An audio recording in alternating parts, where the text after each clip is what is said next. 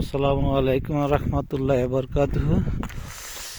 প্রিয় সুধী, আজকে কিন্তু কানাডার লন্ডন শহরের অনেক দূরে একদম লেক পার্কে আসছি।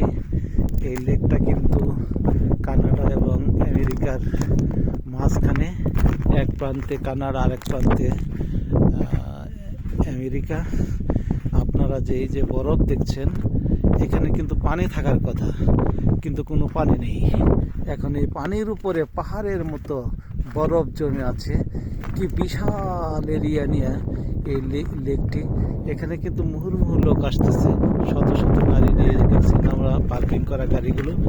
এখানে কিন্তু এই গাড়িগুলো নিয়ে এখানে আসছে দেখার জন্য, প্রতি মুহূর্তে আসতেছে। এখন এই মুহূর্তে আমি যেখানে নামছি -17 ডিগ্রি তাপমাত্রা। তা বুঝতেই পারছেন যে বিশাল কষ্ট হচ্ছে এই ভিডিওটি করতে।